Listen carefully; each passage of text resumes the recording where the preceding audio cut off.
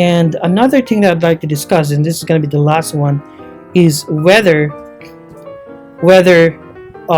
your employer can force you to vaccinate. And it appears that the labor code is in favor of the affirmative, right? And yes will be the answer, because according to if you're going to check on Article 284 of the labor code in the Philippines, here it is. Under Article 284 of the labor code, among the grounds for termination of employment are when an employee is found to be suffering from any disease and whose continued employment is prohibited by law or is prejudicial to his health as well as the health of his co-employees. So in my company, for example, we have this, I don't know what to call this, but it's like a contract. It's actually online. Everything is online. So that we have to sign electronically. Okay, we have this form. I'm gonna call it form, wherein we are like attesting that all the information that we provide about our health, that we don't have communicable diseases, for example, and it's there in the form. So it's a legal paper about your status, health status, although you're not actually being compelled to reveal your legal status. Is that it's just making you declare that you are not suffering from any communicable disease like TB, etc. That if you lied about it, you can be terminated. Okay, you can be terminated. So this, article alone in the labor code can be seen as in favor of the fact that employers can require vaccination, because this is a private company. So it can do anything as long as it's not against public policy, public safety, etc. It's not violating the Constitution. So because if you don't want your company, forcing you to be vaccinated, then why not apply for another company that is more lenient when it comes to vaccination, right? That's basically the principle. So yes, the answer is yes. Your employee can require you to vaccinate. All right, basically, or based on the premise that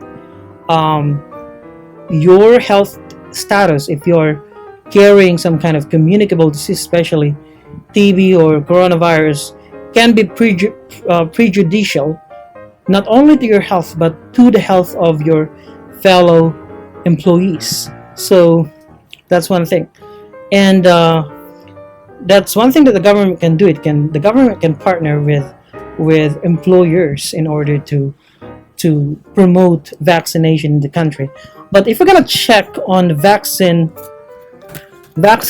status, statistics rather, in the Philippines, so we have all these politicians saying that, hey, if you're not gonna vaccinate, if you're not willing to be vaccinated, you're either an anti-vaxxer and you are a threat to the health of others.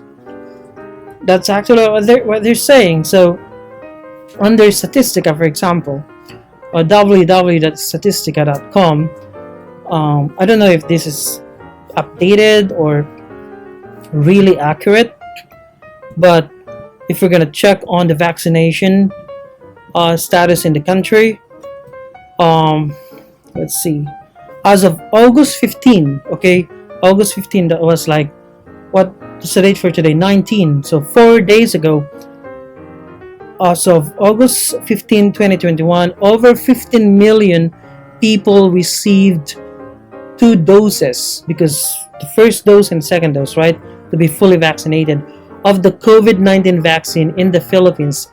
In contrast, roughly 12.6 million have been fully vaccinated from the virus. So, all right, okay, I'm gonna take that back. So, fully vaccinated are 12.6 million Filipinos, right?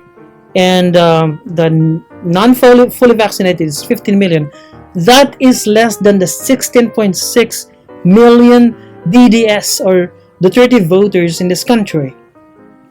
All right, and the question is not whether the people would like to be vaccinated. I believe the people would like to be vaccinated, despite the fact that what we have is an experimental vaccine, right? The question is whether we have, enough available vaccines in our, I don't know, in DOH, or whoever is storing all the vaccines in this country. So let's see if we have new vaccines arrive in the Philippines. So Google is very helpful here.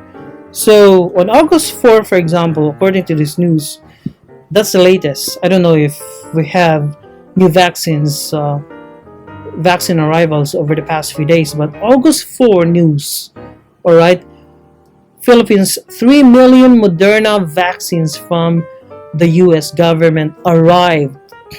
So if you're gonna try to refine the results over the past week, for example, okay, about 66 million doses of COVID-19 vaccines arriving these weeks. That was 2 days ago. Only 6 million. And then apart from that, 3 days ago, 400,000. So we're gonna stick with this 6 million doses. So okay, 12 million plus Filipinos fully vaccinated, non-fully vaccinated 15 million. We are 109 million in this country, third world country, and just recently only 6 million doses over a few days ago arrived. All right, and now a lot of people were saying that if you're not vaccinated, you're a threat to your neighbors, to your family, etc. Well, I would like to be vaccinated. If that's what it takes, I'm gonna be vaccinated. And I believe I've had COVID vaccine. I've had coronavirus prior to the lockdown. Actually, we had lockdown in March 2020, right? But I felt and I experienced all of the symptoms of coronavirus, of COVID, prior to March. That was February. I've had severe cough. What else?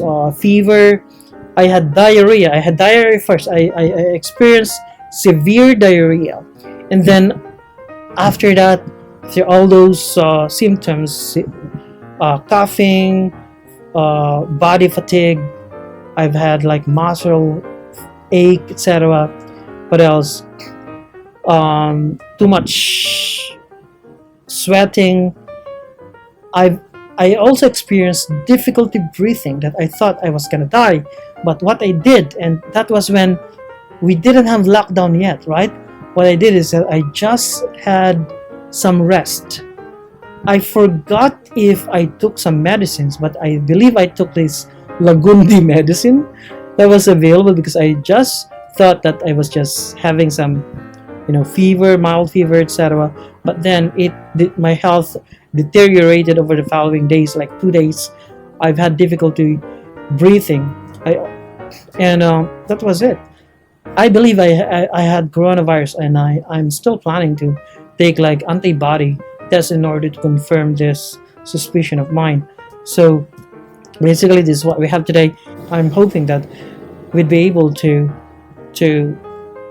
survive this new round of pandemic. And if you like this video, do not forget to like, share, comment, and subscribe. And this is again Politically Incorrect Asian Vlog. Have a good one to all of you. Bye bye.